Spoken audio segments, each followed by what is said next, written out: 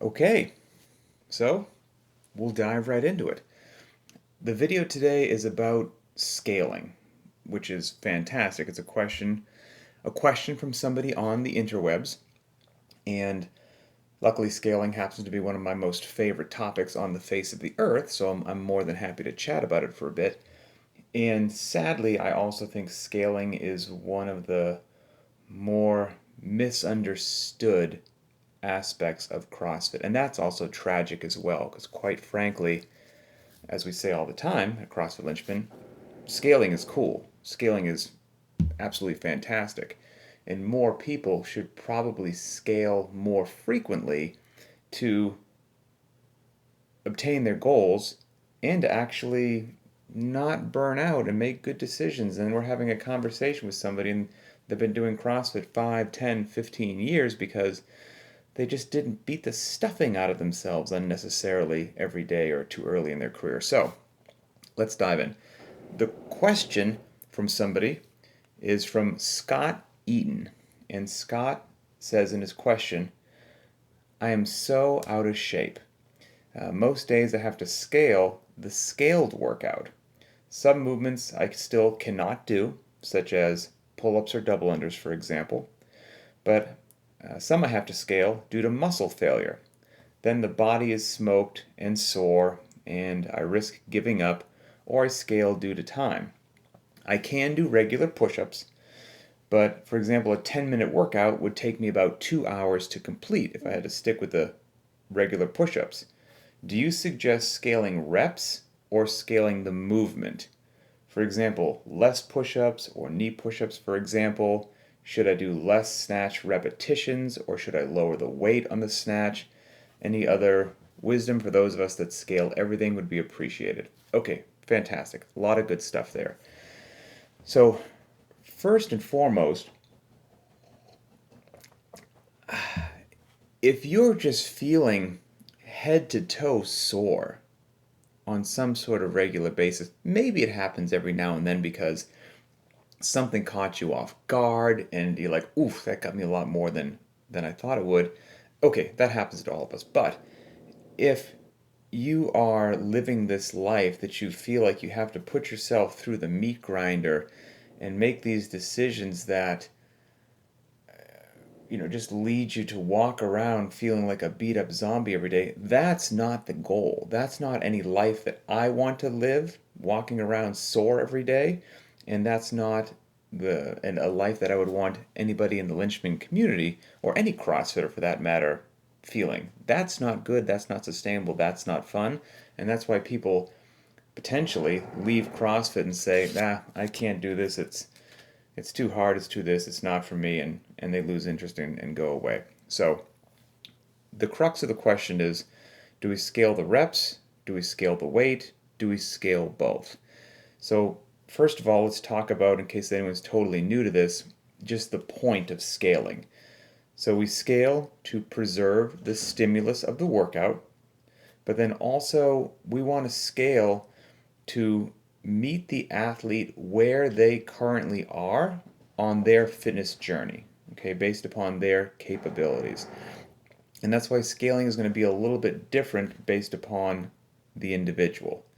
So, we want to, through scaling, intelligently improve the pulling, the pushing, the squatting, the hinging at the hip, the gymnastics, the metabolic conditioning of the athlete at a sustainable rate that drives progress forward, but also avoids burning out, avoids overtraining or under recovery or whatever it is that you would like to call it there.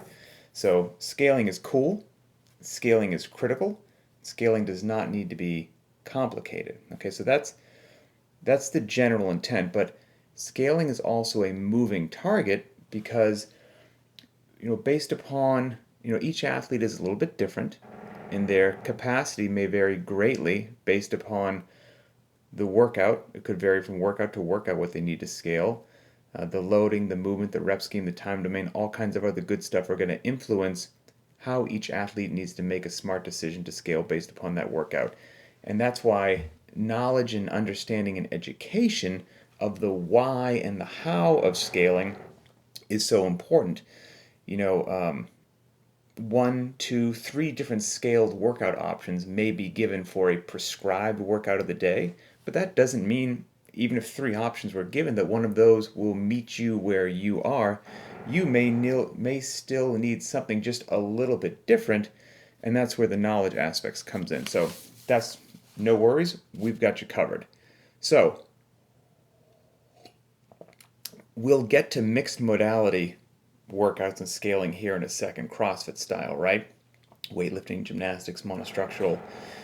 But first, I think people intuitively understand scaling when we talk about something outside of CrossFit. So, for example, if we talk about running, I think people just kind of get it a bit more when it comes to running as to what would be appropriate or inappropriate. So, for example, let's say that you were, you know, people ask other friends to join CrossFit and they're like, I don't know what I should do with this workout. Well, what if you had a buddy who was a runner and they're like, look, hey, you said you want to get in shape. I run. Come join me for the run on Monday. You'll hop right in. You're like, oh, sounds good. Fantastic. Then you show up on Monday and they say, hey, guess what? The goal today is to go long. So we are going to run 10 miles today. And you're like, ooh, well, I'm not ready for that. I mean, a 20-minute run would be really long for me. 10 miles is absolutely unacceptable and crazy. I wouldn't even consider doing that. You would know that intuitively. Yet for some reason people show up with a CrossFit workout and something in their gut says this is wildly inappropriate, but they feel some odd pressure to dive in beyond where they actually should. So don't make that decision. Stop that kind of mindset. Think about it just like you would if you showed up for a run. Or what if it was the opposite? It wasn't a long day, it was a sprint day at the track. So again, you show up on a Monday, looking to get back in shape, haven't run forever and ever and ever, and your buddy says, great, meet me at the track. And then he says, the goal today, we're going to sprint, maximum effort. We're just going as hard as we can, 10 100-meter dashes. And you're like, whoa. Well, I haven't been sprinting. I couldn't tell you the last time that I sprinted. That sounds like an absolutely terrible idea. I shouldn't do that.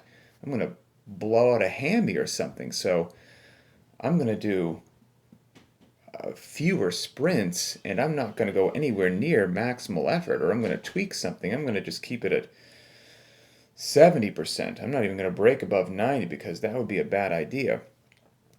Again, many people would just know that right off the bat and they wouldn't hesitate to say that at all. Yet they walk into a CrossFit workout with loadings and reps and volumes and whatever, and they're just like, yeah, okay. I guess if this is the workout of the day, I guess I'll do it. And then they just crush themselves unnecessarily, walk around in this head to toe sore state, feeling beat up, depressed because they didn't do anything near the prescribed workout of the day, and that's not what we want. Again, if you started some running program, you would start slowly and at a shorter distance, and you would gradually build. It's very intuitive. But for some reason, in a mixed modality CrossFit kind of setting, what comes naturally to most people's brains just doesn't click, right? So we're talking about the same general concepts, and I know that those running days are perhaps a bit oversimplified, but they're illustrative and they're useful and they apply somewhat to CrossFit as well. Okay, so back to the question. Let's talk about mixed modality, good old CrossFit stuff. So Scott asked, should I scale the reps or should I scale the weight? And the answer is yes. Yes to both to some degree. So we could give 100 different examples, but let me just give a few that hopefully will provide some context and framework to latch on to the general ideas and move forward. So let's say that we've got a workout. Okay, and here's the workout. It's pretty straightforward. It involves monostructural, gymnastics, and weightlifting. It's 3 rounds for time of an 800-meter run. Sounds fantastic already, right? 3 rounds for time of an 800-meter run, 40 push-ups, and 15 deadlifts at 275 pounds for men, 185 pounds for women. So 3 rounds for time, 800-meter run. That's no joke for a lot of athletes. Then 40 push-ups, which are big, chunks of push-ups, and real push-ups, beautiful push-ups, are tough. So that's no joke. And then each round has 15 deadlifts at 275 pounds or 185 pounds. So, a little something for everybody, right? Let's talk about Athlete A. Athlete A is a former runner, but they're not strong on gymnastics or weightlifting. So we're talking about scaling. So this former runner shows up. What should they do? Look at the 3-round workout, the 800-meter runs. No worries. We can leave those as they are. Sets of 40 push-ups are not going to go well, and they're going to take them forever. So again, we could have a much more nuanced conversation. This is just high level, right? But maybe instead of a set of 40 push-ups, we're going to do 30 push-ups per round, but the way that we're going to do it is the first 15 will be regular push-ups while they're quote-unquote fresh, and then the second 15, to get to that 30 number total, will be knee push-ups. So that's still going to develop all the musculature needed to improve your regular push-ups and your pressing strength, but you're going to make it a little bit easier or a little bit more friendly for that athlete that right off the bat is still developing in that area, and that keeps them moving, keeps them motivated, and doesn't just have them there shaking out their arms as everyone else blows by them and now they feel defeated and they don't want to come back the next day. The final part of that workout was 15 deadlifts at 275 pounds. Remember, athlete A is our former runner, they're not strong. Okay, so we're going to bump down the deadlifts to 10 reps per round instead of 15, and we're going to make the weight 185 pounds for men or 135 for women. And maybe that needs a bit of a tweak as well, because these decisions would be made either talking to the athlete, or the athlete would have the knowledge to look at themselves and figure that out. So form is obviously paramount on the running, on the push-ups, and on the deadlifts. We're not willing to sacrifice mechanics for any of that. For the deadlift loading, whatever loading we happen to choose, I would tell that athlete, hey, when you come in, you do your run, you finish your push-ups, you go to that deadlift bar, I would like to see you only have to break up whatever weight we choose one time. So if you can get to that set of 10, fantastic. Maybe it's a 5 and a 5, a 6 and a 4, but one break where you gather yourself, you reset, and then you finish out that set of 10, good to go. We're probably in a, oh, my dog is very upset. I'm going to let him out of the room. Hold on one second. Okay, buddy. Go ahead. Go ahead. Okay. The dog was whining. The dog has needs. So that's what I would do to talk to that athlete about what weight are we going to choose on the deadlift. And then this workout is going to have this athlete still moving just fine where they can on the runs, and it will be building up their gymnastics capacity in an intelligent manner and their barbell strength as well, but not in a way that's going to beat them up. That's absolutely horrific and not what we want. And whatever your workout is, it has a goal, it has an intention, and so should your scaling as well. So your intention, the goal, should be what's the goal today? What decisions are we going to make for the athlete today to help them improve their fitness, but their running, their gymnastics movement, and their weightlifting? And what is the goal of this workout today? And then also for the future of this athlete, developing the strength and capacity that they need, and building up their confidence, and appropriately challenging them so they strengthen the areas that they need to strengthen, but we don't just, again, beat the stuffing out of them unnecessarily, and with no purpose whatsoever. Whatever you're doing that day, it should have a goal, it should have a purpose, and scaling works. Okay, so that was athlete A, the former runner. Let's talk about athlete B. So athlete B is strong as an ox. Okay, we all know these athletes. Strong as an ox, no engine. They don't have an engine, and let's just say on a good day they're average at body weight movements. Average, depends upon the body weight movement, but strong as an ox, no engine. Okay, back to our workout, which was prescribed as 3 rounds for time, 800-meter run, 40 push-ups, 15 deadlifts at 275 pounds or 185. Okay, for our strong as an ox athlete, athlete B, we're not going to send this person on 3 rounds of an 800-meter run. We would need a sundial to time their runs. They would feel deflated, demotivated, absolutely wrecked, probably inappropriate for them. So maybe we scale that back to a 400-meter run per round. Probably going to be plenty of engine work for somebody that is wildly, not a balanced athlete. Now they have average gymnastics capacity, not great, depends upon the movement, right? Because they're barbell strong. That doesn't necessarily mean you're strong with everything, they're barbell strong. So maybe that set of 40 push-ups is too much each round. Again, this would be clarified and solidified with a conversation with this actual athlete. But maybe we knock it down to 30 push-ups, so a reduction of 25% of the volume each round would be nice to keep this person going. And keep in mind, whatever body weight strength or gymnastic strength they have is different whether you're fresh or whether you're coming in off a 400-meter run that's way outside your wheelhouse, you're huffing and puffing. Now the gymnastics movement's even more challenging, so we could play that by ear. But they're quite strong, they love the bar, they love the deadlift. Okay, maybe we keep the deadlift just as it is. Or, and this is what could be a bit shocking for some people, even though this individual is strong, again, are they strong, fresh, and not doing anything else like it's just a lifting day? Does their strength deteriorate and change after we sent them out on that run, after they had to do some body weight movement? Chances are their strength has faded a little bit. So even for this quote-unquote strong athlete, it might make sense to do one of two things. Potentially we could keep the loading as prescribed at 275 pounds, but maybe 15 deadlifts now would be broken up far more than they thought initially. Maybe it goes down to 10 or 12 each time. Be nothing wrong with that. We kept the loading in that situation. Or we could reverse it. We're going to go ahead and keep the reps at 15, but we drop it down to 225 pounds. Again, all of these things are good to go.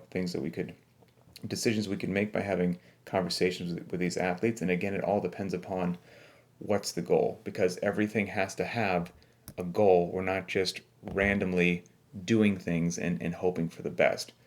The day's training has a goal, and whatever decisions we make scaling for this athlete have a goal of what we want them to accomplish today and how they're going to progress intelligently forward. And then let's take athlete C. This will be the final athlete that we talk about. So remember, athlete A was the former runner. Athlete B, strong as an ox. Now athlete C, potentially my favorite athlete, by the way. This athlete struggles with everything. They absolutely need help in all areas of fitness, and we all know somebody like this. So on athlete C, they struggle with the engine, they struggle with gymnastics, and they struggle with weightlifting. All good. Most of us have been there previously. So 3 rounds for time, potentially, of instead of giving this athlete a distance, we're going to give them a time, okay? 3 rounds of 2 minutes of jogging, biking, or rowing, and that way we just set the time, and whatever they get, they happen to get, and it's all good. Then 20 knee push-ups, and then finally 10 deadlifts at 135 pounds for men, or 95 pounds for women. Or we could also just base it upon a percentage of their 1 rep max if they happen to know what their 1 rep max is. Maybe about 50% of their 1 rep max would be a good starting place for them. So that big workout of 3 rounds for time, 800-meter run, 40 push-ups, 10 deads at 275 suddenly becomes 3 rounds of 2 minutes of jogging, biking, or rowing, 20 knee push-ups, and then 10 deadlifts at 135 for men, 95 for women, or 50% for the 1 rep max. And again, you have to assess where that person is in their fitness journey. What's the goal for today's workout? What's the goal for them moving forward? Not just physically, but mentally. There's a huge mental aspect of training, of keeping your athletes positive and fired up and committed, because if they get deflated and don't show up, well, their fitness isn't going to improve either. So it's this beautiful tightrope of pushing them the appropriate amount to drive adaptation, to drive their capacity forward, without just having them head to toe sore all the time and walking around like Frankenstein, and yet not having them feel deflated because they just feel like, I'm so far away from being able to do the workout that I want. There's a lot going on. And again, we gave 3 different athletes. We could give a whole bunch more. And that's why it doesn't matter if you give 1, 2, or 3 scaling options.